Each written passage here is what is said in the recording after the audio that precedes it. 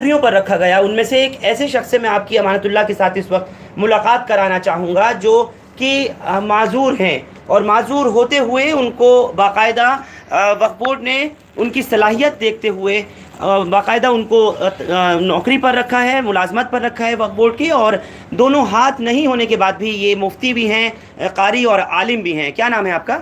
मेरा नाम शान आलम कासमी।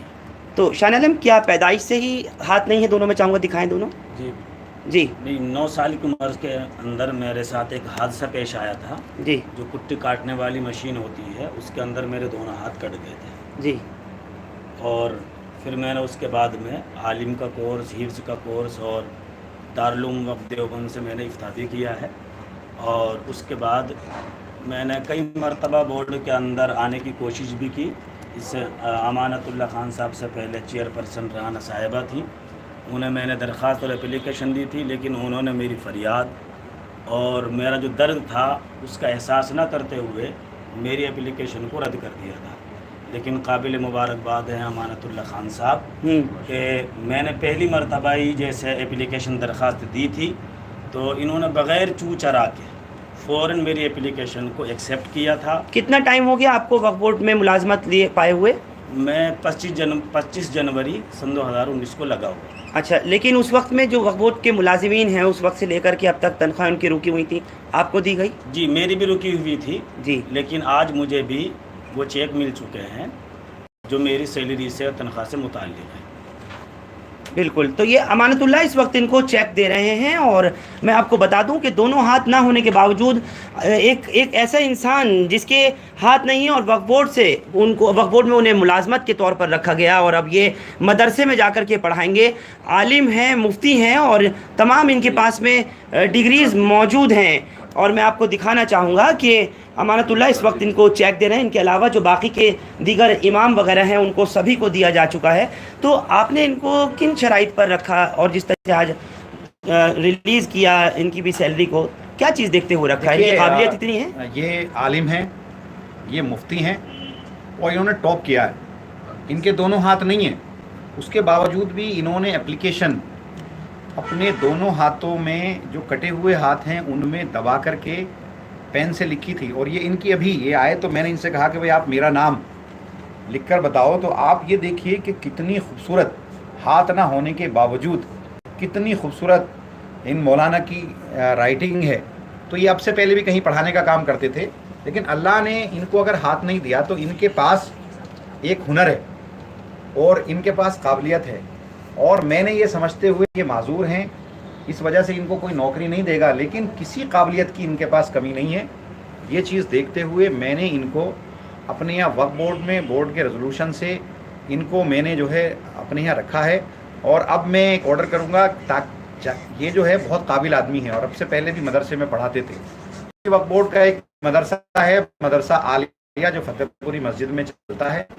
मैं चाहूँगा कि ये वहाँ जा कर के वहाँ के बच्चों को ये पढ़ाएं, और ये बेपनाह काबिल इंसान है। आपने कहा कि आपने नाम इनका लिखवाया है। अपने दर्शकों के लिए हिंदुस्तान लाइव पर इस वक्त जो लोग जुड़े हैं, मैं चाहूँगा कि एक मरतबा इनसे नाम ज़रा लिखवाएं सामने हमारे।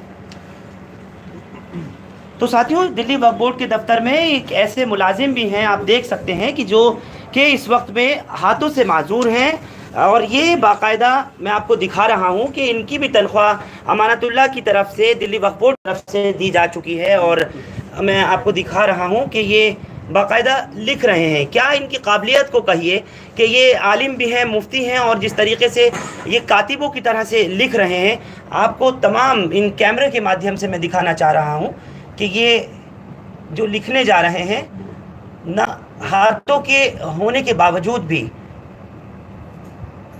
किस तरीके की शानदार इनकी लिखाई है, कैसी इनकी किताबत है।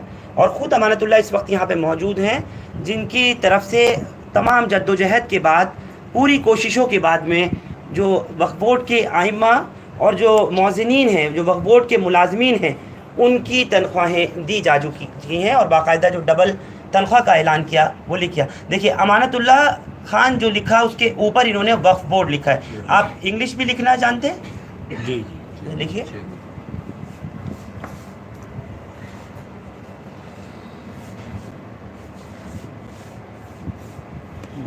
इंग्लिश लिखिए।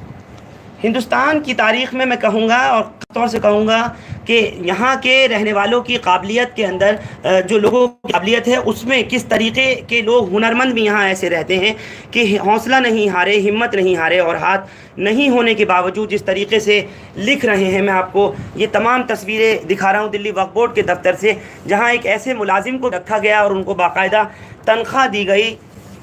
انگلش میں چاہ رہا تھا کہ لکھ کر کے دکھائیے گا انگلش میں بھی. جی یہ انہوں نے لکھا. تو امانت صاحب یہ اپنے آپ میں کچھ ایکسیپشنل کیس ضرور میں کہوں گا کہ آپ نے جن کو نوکری پہ رکھا اور پھر ان کی بھی تنخواہیں جاری کی. دیکھیے بالکل اب یہ معذور ہیں.